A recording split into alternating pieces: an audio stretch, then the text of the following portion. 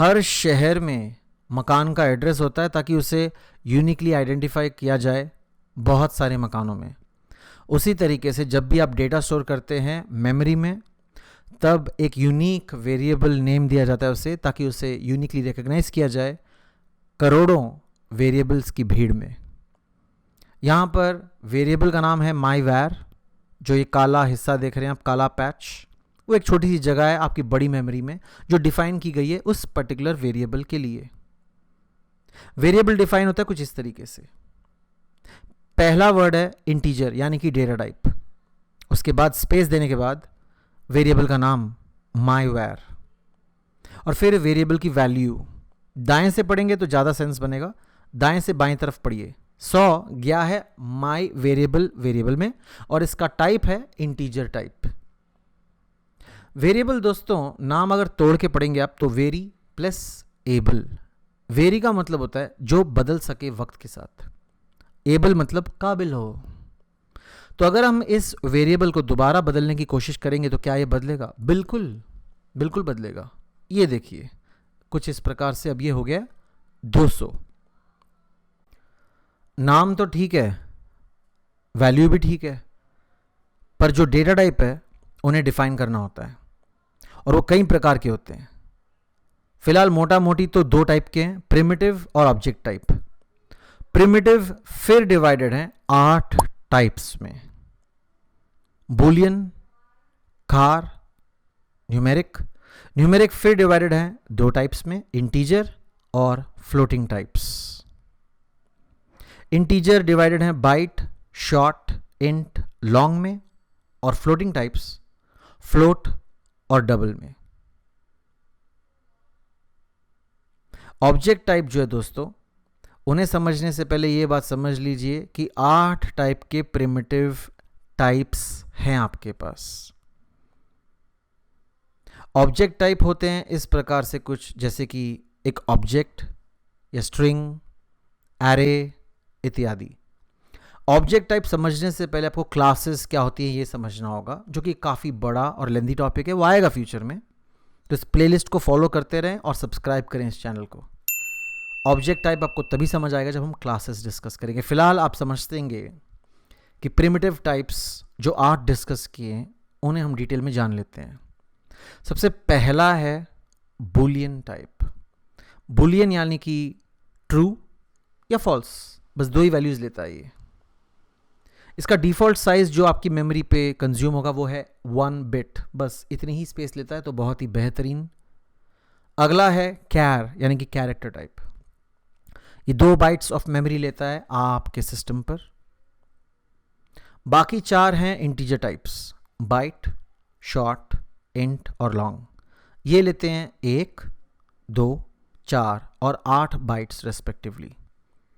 इनकी जो रेंज है वो दाईं तरफ आपको दिख रही है कि कितनी से कितनी रेंज तक आप डेटा इसमें स्टोर कर सकते हैं।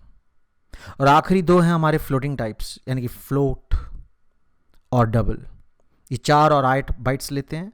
अगर आपको डेसिमल या प्रेसिशन टाइप्स वैल्यू स्टोर करनी है आप इनका उपयोग करेंगे। दोस्तों ये थे हमारे डेटा टाइप्स। आइए इन्हें देखते हैं कि ये किस तरीके से काम आएंगे। दोस्तों एक्लिप्स में file, new, Java project choose करेंगे आप मेन्यू से, और इस डायलॉग बॉक्स के अंदर सबसे पहली फील्ड है प्रोजेक्ट नेम। यूनिवर्सिटी लिख देंगे आप पहले भी यूनिवर्सिटी नाम लिख चुके हैं, पर घबराइए मत। फिनिश पर क्लिक कीजिए, और मॉड्यूल नहीं क्रिएट करना चाहते हम, डोंट क्रिएट। बाईं तरफ पैकेज एक्सप्लोरर एक्सपैंड करेंगे तो वही पैकेज आपको नजर आएगा, उसके नीचे स्टूडेंट क्लास। इस पैकेज के ऊपर यानी कि org.gurjeet पर आप राइट क्लिक करेंगे और एक नई क्लास बनाने की सुविधा को काबू में लाएंगे। आप एक पैकेज के अंदर बहुत सारी क्लासेस बना सकते हैं। नाम दे देंगे इसका हम प्रिमिटिव्स। याद है ना, क्लास का पहला अक्षर कैपिटल होना चाहिए, तो P हमारा कैपिटल है। साथ ही साथ एक चेकबॉक्स चेक कर लेंगे ताकि हम मेन फंक्शन भी यानी कि जिसे मेन मेथड कहते हैं जावा में, वो भी बनाएंगे हम। तो दोस्तों आप इन क्लासेस को देखिए। फिलहाल हम फोकस करेंगे जो नई क्लास है, और पुरानी स्टूडेंट क्लास को आप बंद कर सकते हैं। इस लाइन को डिलीट करने के लिए शॉर्टकट है Ctrl D, पर कमेंट्स अच्छे होते हैं दोस्तों, तो इनका खुले दिल से स्वागत कीजिए और हमेशा लिखा करिए ताकि दूसरे डेवलपर जो आपका कोड पढ़ेंगे उन्हें आपका प्रोग्राम समझने में आसानी हो।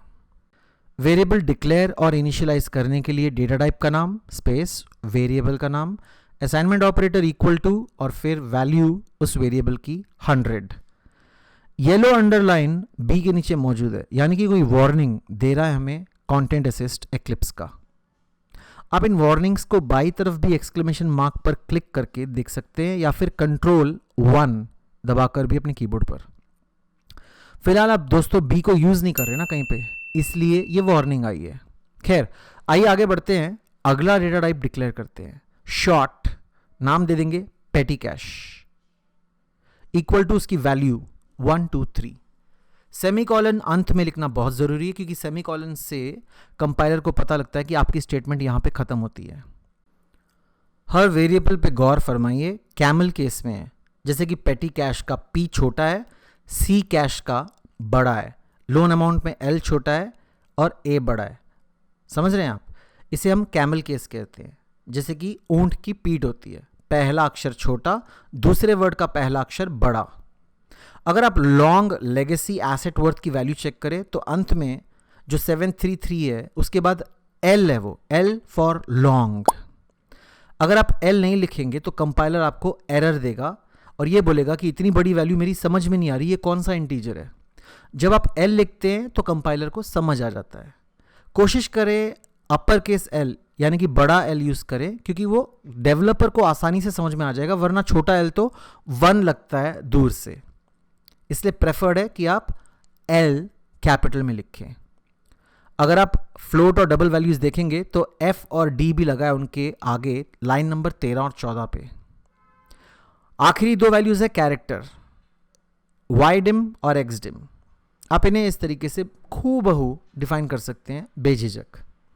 तो दोस्तों गौर फरमाइए, ये आपके कुछ डेटा टाइप्स हैं, प्रिमिटिव डेटा टाइप्स। इन्हें अगर आप प्रिंट करना चाहते हैं अब, ताकि एंड यूज़र इन्हें कंसोल में देखकर इनकी वैल्यूज़ को परखे, तो आप यूज़ करेंगे ये वाली class system dot operator out dot print line और फिर वैल्यू स्पेसिफाई कर देंगे डबल कोट्स के अंदर। डबल कोट्स दोस्तों स्ट्रिंग है, यानी कि जो आप लिखेंगे डबल कोट्स में हूबहू उसी तरीके से वो प्रिंट हो जाएगा क्लाइंट की स्क्रीन पर जैसे का तैसा। और फिर यहां यूज करेंगे एक प्लस यानी कि कंकैटिनेशन ऑपरेटर जो कि जोड़ेगा स्ट्रिंग को बी वेरिएबल से। आइए फिर आगे बढ़ते हैं, दोबारा लिखेंगे वही चीज लेकिन पेटी कैश के लिए। तो आप ये सारा लिखें, इतनी तकलीफ ना उठाएं। अगर आप ध्यान दें और गौर फरमाएं, कंटेंट असिस्ट आपको ऑप्शन दे रहा है, कंट्रोल प्लस स्पेस दबाएंगे तो ये शॉर्टकट आपका इस पूरे कमांड को कंप्लीट कर देगा इस तरीके से। तो जब भी आपको कंटेंट असिस्ट ये ऑप्शन दे ज़रूर यूज़ करें, टाइम बचता है। तो आइए दोबारा देखते हैं, मैं लिखूंगा सिस आउट कंट्रोल स्पेस और आपका काम हो गया है कि नहीं। तो ऐसे शॉर्टकट्स को आप ज़रूर यूज़ करें। अब हम पेटी कैश की वैल्यू आउटपुट करेंगे।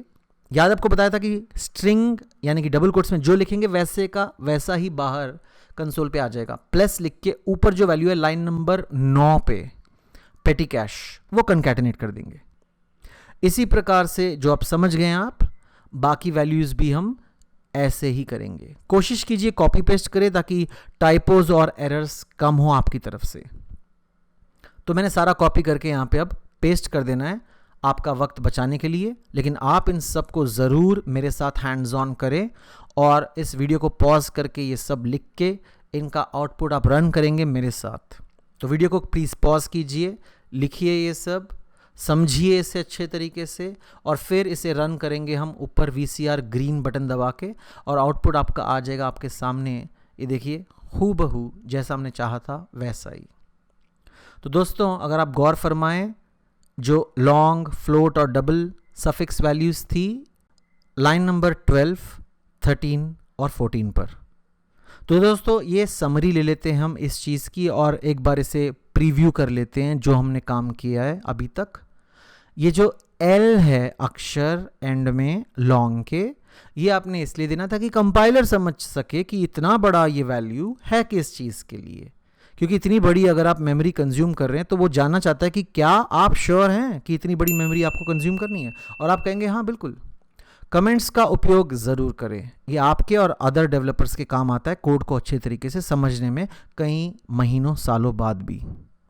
और फाइनली दोस्तों, आपने हमेशा ये याद रखना है कि प्रिमिटिव टाइप्स जो हैं वो लोअर केस से स्टार्ट होते हैं, आप जब ऑब्जेक्ट टाइप सीखेंगे वो अपर केस से स्टार्ट होते हैं।